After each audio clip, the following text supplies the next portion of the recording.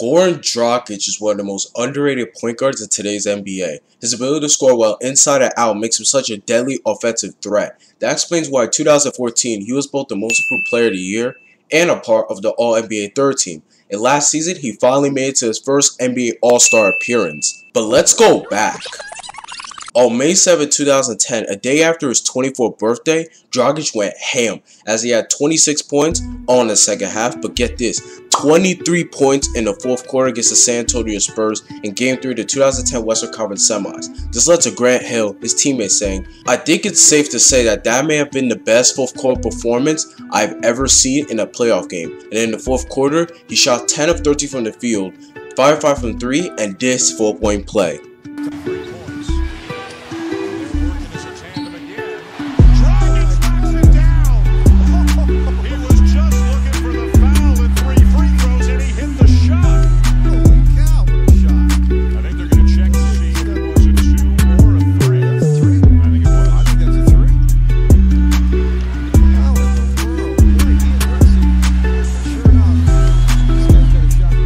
What's good, YouTube? It's your boy James. Hope it's all good for you, cause all good for me. When you think about the greatest fourth quarter performances in NBA playoff history, what Goran Dragic did never comes to mind. You think Michael Jordan's astounding flu game, LeBron James found 25 points on the Pacers, putting him to shame, Dirk Nowitzki's comeback against the Heat in Game 2, Allen Iverson's crossover over Tyronn Lue, Reggie Miller's 8 points in 9 seconds, Michael Jordan's Game 6 game winner turned Jack's faces red, and so on and so forth. Yet Dragic isn't even close to the level of status as those aforementioned players, but you can't deny the dragon. So let's get started. As an 18-year-old in 2004, Dragic was part of the Slovenian Basketball League. Throughout his time there, he was earning awards like the 2005 Slovenian League Rookie of the Year, becoming a 2005 and 2006 Slovenian League All-Star, and earning the 2008 League Championship for Slovenia. When he played for the European League, though, Dragic averaged 9.8 points, 3.1 assists, 2.9 rebounds, and shot 60.8% from the field, and he played 13 games as well. And in his 2008 scouting report, he was compared to Tony Parker. Here was a scouting report. Dragic has loads of potential. He's a tall point guard who can rebound, push the ball in transition like a Jason Kidd, has the craftiness around the basket like a Manu Ginobili, not as athletic, and the aggressive mentality to attack the rim on every possession like a Tony Parker. He may not be as quick as Tony Parker, but he compensates for that with his above average size and overall mentality. And so he declared for the 2008 NBA Draft. In the 2001 NBA Draft, Tony Parker was picked 20th overall to the San Antonio Spurs. However, despite Dragic being compared to Tony Parker, he was picked all the way to 45 in the second round by the same team in the 2008 NBA Draft. And in the same draft, Dragic was traded to the Phoenix Suns in exchange for former McDonald's All-American Malik Hairston, who was the 48th pick. In late September of 2008, the Suns gave Dragic a 3-year contract that was worth $5.5 million, and Suns president of basketball operations GM at the time, Steve Kerr, was ecstatic with this move. He said, "He is a very good prospect, and we felt that he was the number 2 point guard in this past season's draft after Derrick Rose." Hold on. Look at the point guards who were selected in the 2008 NBA Draft. How the hell? Steve Kerr believed Dragic was better than Russell Westbrook. I know a Dragic could be a ninja turn in a fight, but Steve Kerr must have been tripping. Anywho, the Suns signed Dragic because throughout Steve Nash's tenure with the Suns, he never had a quality backup point guard, so they felt Dragic, being 22, can learn from the 34-year-old Steve Nash. In his rookie season, he didn't do much. He averaged 4.5 points, and the Suns missed the playoffs. But in the second season, there was a game that gave us a preview of how good he can be. On January 25th, 2010, Dragic had a then career high of 32 points and shot 6 of 7 from the 3-point line in a loss to Utah Jazz. Unfortunately, I couldn't find footage of the game, but nevertheless, that game gave us a glimpse of Dragic's potential. And the Suns returned to the playoffs that year, with Dragic averaging 8 points, 3 assists, and he played 80 games that year, but he only had 2 starts. The Suns finished third in the West, so were able to defeat Portland in the first round of that playoff series. And in the second round, as you guys remember from the intro, Dragic torched the Spurs in Game 3 of the second round with 23 fourth quarter points. And here's what Dragic said after the game. First of all, with all you've been through your career, tell me what it feels like to have a performance like this for the Suns against the San Antonio Spurs, a team that they've struggled with so much. Yeah, I work hard for this moment, so I'm really happy for this, and it's great in playoffs against San Antonio. San Antonio is a great team, so I'm really happy for that. Scoreless in the first half, exploded 26 points in the second half. What changed? And that I was just talking with the coach. Coach said, don't be shy. try just be aggressive and attack the basket, and in the second and third and fourth quarter I just did it. Congratulations. The Suns swept the Spurs in the second round. Then in the Western Conference Finals, they went up against Kobe and his Lakers, but lost in 6 games to the eventual champions. After the Suns got eliminated from the Lakers in the playoffs, Steve Kerr, who had a lot of faith in Dragic, retired from his position as president of basketball operations and GM for the Suns on June 15, 2010. And because of Steve Kerr's retirement, this weird situation happened. So in the 2011 trade deadline, Steve Nash went up to Dragic and he told him, "Yo, you've been traded," because Nash saw the news on his phone. And Dragic was shocked because many people were under the assumption that Dragic was going to be the heir apparent to Steve Nash. But the reason they traded for the 6', 161-pound Aaron Brooks was because Phoenix wanted a player who could help them with their playoff push. Also, unlike Steve Kerr, Suns president of basketball operations, Lon Babby, and GM Lance Blanks did not even envision Dragic as the Suns' future point guard. This didn't even make sense because Dragic helped the Suns make the Western Conference Finals the year prior. Even worse, Aaron Brooks' numbers have fallen off because of injuries, as you guys can see on the screen. And Dragic was almost 25 years old when the trade happened, and the Suns could have waited for him to hit his prime.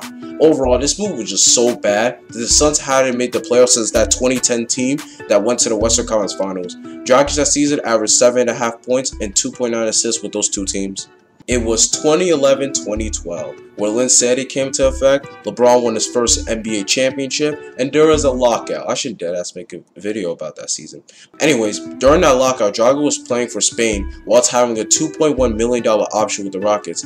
Meanwhile, Aaron Brooks, a player who switched teams with Dragic, was playing with the Chinese Basketball Association. And when the lockout ended in December 2011, Dragic's move came back to the Rockets. And in his last season with Houston, he had his best season of his career so far, averaging 11.7 points, 5.3 assists, 1.3 steals, and had 28 starts because Kyle Lowry was missing games due to bacterial infection. So let's see what Aaron Brooks was doing. Oh, yeah, that's right. He didn't even play a game that year.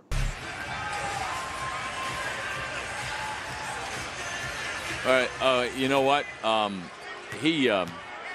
There was a certain pose that Brooks was striking. Oh, brother, this guy stinks! So, Dragic came back to his former team on July 19, 2012, signing a 4-year, $30 million contract with a player option, and the Suns played some basketball in his first season back as they went 25-57 and had the worst record in the Western Conference. The reason why is because Steve Nash, Amari Stoudemire, Grant Hill, and Jason Richardson were all gone from that 2010 team that went to the Western Conference Finals. So, Dragic basically had to carry the team as he led the Suns in scoring with 14.7 points a game. To make matters worse, in the 2013 draft, the Suns selected Alex Len 5th overall over guys like Nerlens Noel, Trey Burke, CJ McCollum, Steven Adams, and Giannis Antetokounmpo. Even though the Suns f***ed up their draft pick in June of that year, the Suns redeemed themselves with a 3-team trade in July and involved the Suns, Clippers, and Bucks, and the Suns got back Eric Bledsoe. That made Bull Waters happy. And in the first game together against the Portland Trailblazers, they combined for 48 points, 13 rebounds, 15 assists, and shot 19 of 33 from the field. This was also Jeff Hornacek's first win as a head coach for the Suns. The thing that made the 2013-14 Suns so good as a team was their fast-paced style of play. They had Eric Bledsoe run the point and Dragic run the 2. To add on, they had 4 players who were so good that they could have won Most Improved Player of the Year award. Gerald Green and Markieff Morris were both guys that did really well that year. But nothing topped the amazing season of Goran Dragic, the Dragon. He had 8 games where he had 30 points or more, and Dragic became only the 4th player in NBA history to score 20 points per game, dish out 5 assists per game, shoot 50% from the field or more, and 40% from 3 or more. In a season, this list included LeBron James, Larry Bird, and his coach Jeff Hornacek. This is not mentioning that Bledsoe had a meniscus injury, which signed him for 2.5 months, but despite this, the Suns went 48-33 overall and 17-15 without Bledsoe, and Dragic averaged 22.4 points, 3.7 rebounds, and 6.4 assists in those 32 games in Bledsoe's absence. Unfortunately, the Suns missed the playoffs, and you cannot deny how good Bledsoe and Dragic were as a backcourt duo. And many people were thinking that, oh, Dragic should have been an all-star that year. It was insane. Even though he didn't become an all-star, Dragic was a part of the All-NBA third team, along with Portland teammates Damian Lillard and Marcus Aldridge, Paul George from Indiana, and Al Jefferson from Charlotte. And after receiving the Most Improved Player of the Year award, Dragic said, "Somebody said that I'm the worst player in the NBA, and my last name should not be Dragic, but Tragic." Every time I was in the practice court, I had this in mind. And for the second time in his career, the Suns traded him away. This time, he was involved in a 3-team trade, which included the Suns, the Heat, and the Pelicans. And so him and his brother Goran Dragic went to the Heat on February 19, 2015. Dragic that season averaged only 60.3 points, 4.5 assists, and shot 50% from the field with both the Suns and the Heat. Even though it wasn't as good as what he did last year, which was really historic by the way, he still played some solid basketball for those two teams. So the next year, Dragic received a 5-year, $90 million contract to stay with the Miami Heat. Dragic had never been paid over $10 million in a season. He finally got his hard-earned money that he deserved. Then last season, when Kevin Love was hurt for the Cavs, Dragic took over his spot to play for Team LeBron in the 2008 All-Star game. And that was the second-year player who decimated the Spurs in a playoff game. Even though he would more than likely not go to the Hall of Fame, it was still a really good story to tell. And it had a happy ending, as you see him getting emotional receiving Dragic Petric's jersey. As of this video, Dragic is in his early 30s, and he can still play some ball, you know. He's still a quality point guard. Hopefully, since LeBron left the Eastern Conference, he have a chance to make a playoff push. And that's the end of the video, guys. If you stuck to the end, you're a beast. And at 100 subscribers, I'll be doing the Q&A for y'all. I'm gonna get you questions from Howard Amino and maybe from Twitter. Here's my Howard Amino account. Also, just because school started doesn't mean I won't grind out videos for y'all. The grind don't stop, man.